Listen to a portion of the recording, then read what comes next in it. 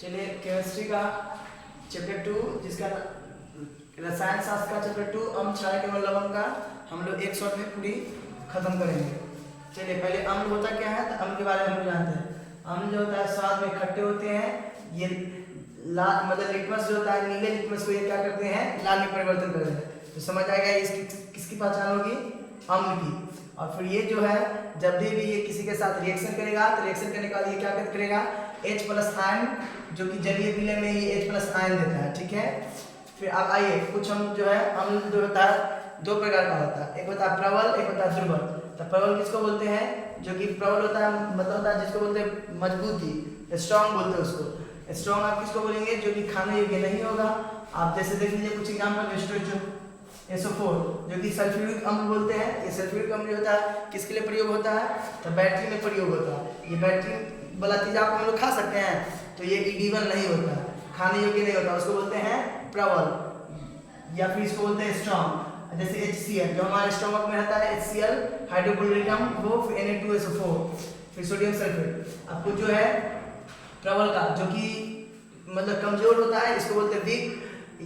जो ये इडिबल होता है मतलब खाने योग्य होता है, जैसे CH3COH लैक्टिक अम्ल, जो कि ये दही में या फिर जितने फ्रूट वगैरह में है, जैसे टमाटो है तो मैलिक अम्ल पाया जाएगा। फिर मतलब इमली है उसमें टर्टैरिक, चाय में टैनिक, ये सब अम्ल जो है दुर्बल होता है, क्योंकि हम लोग को आसानी से इसको इडिबल कर सकते हैं, खा सकते हैं, तो हो जाएगा दुर्बल, जिसको बोलते हैं वीक एसिड। अब चलिए अब क्या होता है कि आप सांद्र जानते हैं, तो सांद्र क्या होता है कि जिसमें अम्ल का मात्रा ज्यादा होगा और फिर जल की मात्रा कम होगी, उसको हम लोग बोलते हैं सांद्र, या फिर इसको बोलते हैं डाइल्यूट।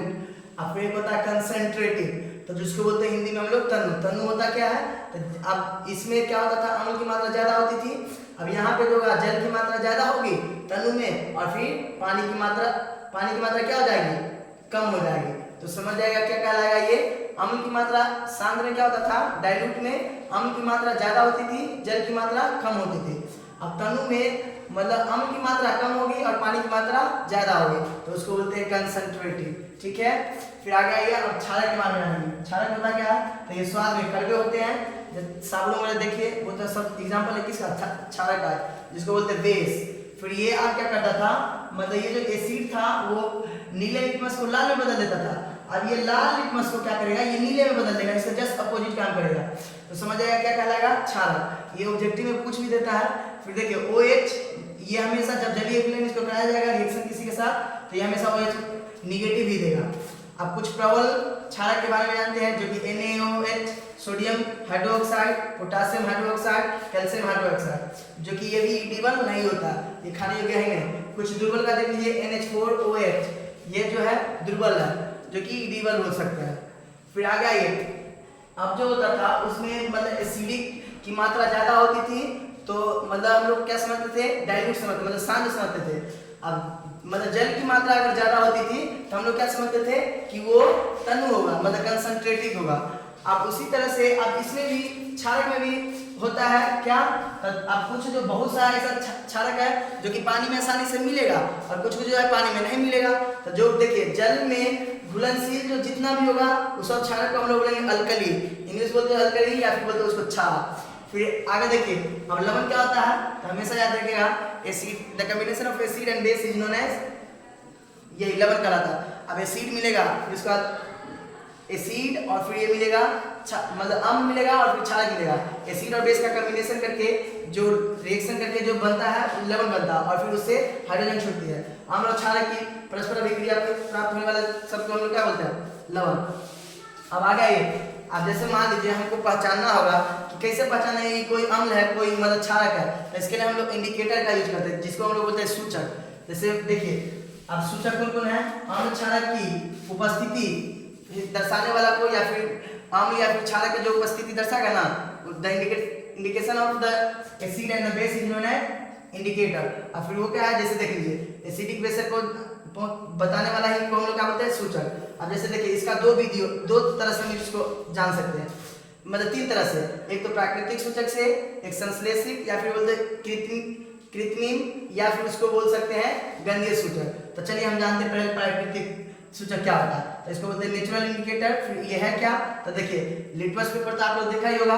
तो लिटमस को क्या करता है, देखिए लिटमस उदासीन बैगनी लाइकेन की तरह होता है। ये किससे होता है, तो ये जो होता है हमको पौधे से प्राप्त होता है। ये वाला पे ये प्राकृतिक सूचक ये लिटमस पेपर, पौधे का नाम क्या है, तो ये लाइकेन पौधे का नाम है। अब फिर देखिए अब कुछ जो है नेचुरल में ही देखिए, जैसे हल्दी है, चाइना रोज है, फिर लाल गोभी है, ये सब जो है प्राकृतिक सूचक है। इसके जरिए हम लोग पहचान लेंगे कि कौन एसिड है कौन बेस है, तो ये नेचुरली इंडिकेटर हो गया। फिर आ गया ये संश्लेषित सूचक किसको बोलते हैं, जैसे मिथिल ऑरेंज हुआ, फिर फिनोपेथ्लीन हुआ, तो ये सब जो हो गया संश्लेषित मैन मेड द्वारा बना हुआ, आदमी के द्वारा ही बना हुआ, ये नेचुरली आएगा जो कि प्राकृतिक से ही आएगा। अब एक होता है गंधीय सूचक, तो गंधीय सूचक को बोलते हैं ओल्फैक्टरी। अब ओल्फैक्टरी जैसे में किसी का सुगंध से हमको पता चला है ना कि ये जो है इसका सुगंध से मतलब ये क्या हमको लग रहा है, एसिडिक या फिर बेसिक, तो उसको बोलते हैं गंधीय सूचक। अब एक होता है इन्वर्सल, तो इन्वर्सल मतलब होता है जो प्रबलता की मजबूती बताएगा, जैसे कौन कितना ताकतवर है, मतलब इससे पता चलेगा ना। जैसे मान लीजिए हम ले लेते हैं H2SO4, तो वो जो H2SO4 है तो हम किस अकॉर्डिंग से हम नहीं खाते हैं, काहे नहीं हम खाएंगे, हम तो खाएंगे, तो हम क्यों नहीं खाते हैं, तो क्योंकि हमको ये बताता है, सार्वधिक बताता है, इन्वर्सल फैक्टर हमको इन्वर्सल इंडिकेटर हमको बताता है कि ये जो है क्या है, प्रबलता है जो कि खाने योग्य नहीं है, एडिबल ही नहीं है, तो ये हमको कौन बताएगा, इन्वर्सल बताएगा। फिर आगे आइए, अभिक्रिया का गुण अम्ल प्लस धातु। अब अभिक्रिया जब करेगा ना ये अम्ल और क्षारक, तो फिर क्या, चलिए अभिक्रिया गुण सबको जानते हैं अम्ल क्षारक। जब अम्ल जो है धातु के साथ जब भी अभिक्रिया करेगा तो हमेशा याद रखिएगा अम्ल, और जब धातु अभिक्रिया करेगा तो लवण और हाइड्रोजन उत्पादन करेगा। फिर क्षारक और जब धातु मिलेगा तो लवण प्लस हाइड्रोजन हमेशा देगा। फिर आगे आइए HCl प्लस Zn, एग्जाम्पल देख लीजिए, HCl क्या है, तो HCl हाइड्रोक्लोरिक अम्ल है जो कि प्रबल अम्ल है। फिर ये किसके साथ अभिक्रिया कर रहा है, धातु के साथ, Zn जिंक के साथ। अब ये क्या बना दिया, जिंक क्लोराइड बनाया और फिर हाइड्रोजन ये अलग की ओर छोड़ दिया, तो H प्लस आयन ये दिया, तो ये एसिडिक नेचर हो गया, ठीक है, ये तो इससे भी पता चल गया। फिर आगे है क्षारक और फिर धातु मिलेगा, बेस प्लस मतलब ये मेटल मिलेगा तो हमेशा बनाएगा मतलब साल्ट एंड हाइड्रोजन। तो जैसे देखिए NaOH सोडियम हाइड्रोक्साइड जिंक मिला, तो बना क्या, sodium zinc oxide plus hydrogen ion ये छोड़ेगा, ठीक है। अब फिर आगे देखिए इसमें, अब हम लोग जानेंगे जैसे में दुर्बल और फिर जब ये मान लीजिए A और प्रबल B, तो ये हमेशा दुर्बल और जब प्रबल A मतलब एसिड समझिएगा, तब प्रबल दुर्बल जब एसिड मिलेगा और प्रबल बेस मिलेगा तो हमेशा क्षारकीय लवण रहेगा, ठीक है।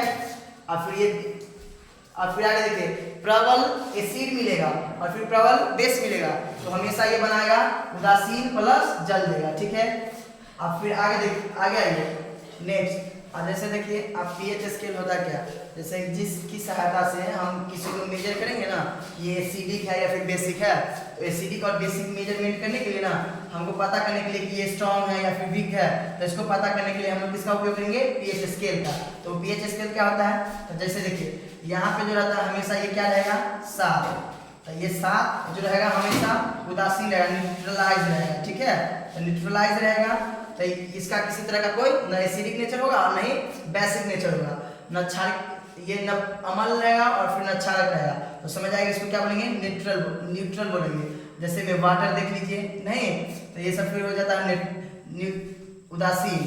तो अब फिर आगे इससे आगे जाएंगे तो यहाँ हम लोग आते हैं 0 तक, और जब ऊपर जाते हैं तो 14 तक, तो मतलब एसिडिक और बेसिक का जो होगा मतलब कहाँ से कहाँ तक मेजर होता है, 0 से लेकर 14 तक। 7 हमेशा उदासीन रहेगा, इससे नीचे जितना भी जाएंगे सबका एसिडिक की मतलब जो है प्रबलता बढ़ती चली जाएगी। जैसे 7 से नीचे जाएंगे तो 6 आ जाएगा, 6 दशमलव कुछ आएगा, तो फिर मान लीजिए ये क्या हो जाएगा, एसिडिक हो जाएगा। 7 से जब नीचे जाएंगे तो हमेशा एसिडिक नेचर में चले जाएंगे, 7 से ऊपर आएंगे तो हमेशा किसमें आएंगे, बेसिक नेचर में।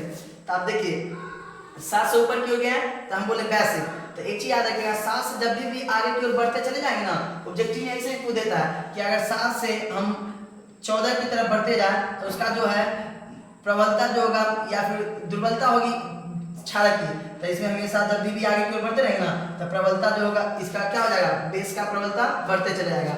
और फिर जब 7 से नीचे की ओर जाएंगे तो एसिडिक का प्रबलता बढ़ते चला जाएगा, मतलब ताकतवर होते चले जाएगा। आप जैसे में H2SO4 के देखिए, HCl के देख लीजिए, ये सब जो है मतलब स्ट्रॉन्ग एसिड हो गया। और फिर इससे इधर जब आएंगे तो ये वाला जो रहेगा स्ट्रॉन्ग बेस रहेगा, फिर इससे नीचे आएंगे तो स्ट्रॉन्ग, ये क्या हो जाएगा, बिग बेस हो जाएगा। फिर ये इतना रहेगा तो इसको बोलेंगे बिग बेस, फिर इससे आगे चले जाएंगे तो स्ट्रॉन्ग बेस हो जाएगा। ठीक है, तो आपको तो पता चल ही गया होगा कि pH स्केल क्या होता है। तो measurement of the acidic and base is known as pH, मतलब जो जिसके सहायता से हम लोग एसिड और बेस की जब मेजरमेंट करेंगे ना तो उसी को हम लोग क्या बोलेंगे, pH स्केल। नहीं सही, सॉरी मुझे पता नहीं था। चलिए आगे फिर मिनट लेंगे, फिर आगे देखिए। अब हम क्या करेंगे, जैसे देखिए अब कुछ सूचक है तो आप वो क्या किस में परिवर्तन करता है ना, तो इसको जानने के लिए हम लोग क्या करेंगे, देखिए कुछ सहायता लेते हैं। जैसे देखिए अब ये लिटमस है तो हमेशा याद रखिएगा जब अम्ल के साथ ये रहेगा तो हमेशा किस कलर में रहेगा, लाल में रहेगा। ठीक है, और फिर ये क्षारक के साथ जब अभिक्रिया करेगा तो किस में बदल देगा, हरा में बदल देगा। ठीक है, फिर ये लाल पत्ता जो गोभी रहेगा वो अम्ल के साथ रहेगा तो किस में रहेगा, लाल में, और फिर जब क्षारक के साथ जाएगा तो ये लाल में ही रहेगा। ठीक है, फिर आगे आइए, हल्दी जो है ये हल्दी अम्ल के साथ कोई अभिक्रिया नहीं करेगा, कोई परिवर्तन नहीं रंग मिलाएगा, लेकिन ये जब क्षारक के साथ जाएगा तो गुलाबी बदल जाएगा। जैसे मैं देख लीजिए कुछ एग्जांपल, जैसे मान लीजिए व्हाइट कपड़ा हम लोग पहनते हैं तो हल्दी वगैरह गिर जाता है कपड़ा पे, तो फिर उसे साबुन लगाते हैं तो कैसा कलर बदल जाता है, गुलाबी कलर में बदल जाता है ना, फिर सूखने के बाद वो रेड में आ जाता है। तो यही हल्दी का है। फिर आगे देखिए, अब एक चीज याद रखिएगा, लिटमस और लाल पत्ती गोभी ये कौन सा इंडिकेटर है, तो नेचुरल इंडिकेटर है। और फिर ये जो हल्दी है, पेनिसिलिन है, और फिर ये जो है मिथिल ऑरेंज है, ये सब जो हो गया हमारा कौन सा है, कृत्रिम, मतलब इसको बोलते हैं आर्टिफिशियल या फिर बोलते हैं मैन मेड। ठीक है, तो ये आप क्या करेगा, पेनिसिलिन जो है रंगहीन में परिवर्तन हो जाएगा, और फिर ये जो होगा ये किस तरह का इसका रंग परिवर्तन, पीला होगा, मिथिल ऑरेंज का लाल, फिर इसमें कोई किसी तरह का परिवर्तन नहीं। फिर आगे प्याज का रस तो हल्का गंध देगा।